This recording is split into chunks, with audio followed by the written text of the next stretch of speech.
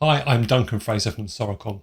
Let me introduce Soracom Canal and explain some of the features of this private networking service.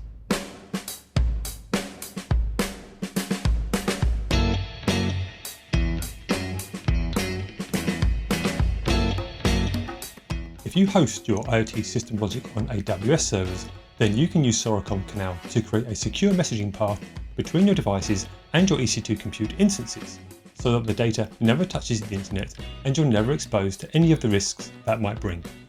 You can use Soracom Canal to work with your AWS transit gateways, or you can use VPC peering to ensure that all of your data stays secure inside the AWS environment.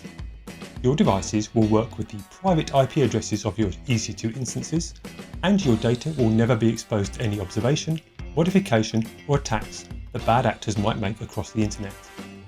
I'll show you the basic steps to add Canal VPC peering to your Soracom VPG. From your AWS environment, you'll need to collect the VPC ID that you want to peer to, the AWS region that you're working in, your AWS account ID, and the CIDR block of addresses that will be routed through the VPC peering.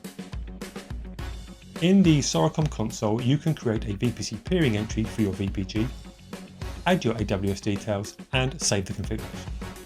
Like over in your AWS environment, you'll find a VPC peering request has been made. When you accept the request, the VPC peering is in place and you can go ahead and configure the routing options that you need for your devices to reach your EC2 instances.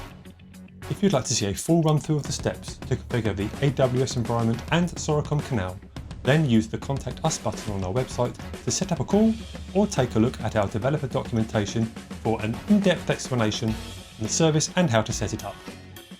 If Canal isn't the right fit for your architecture and you're looking for a VPN or a private physical connection to your servers, then take a look at our Soracom Door and Soracom Direct services.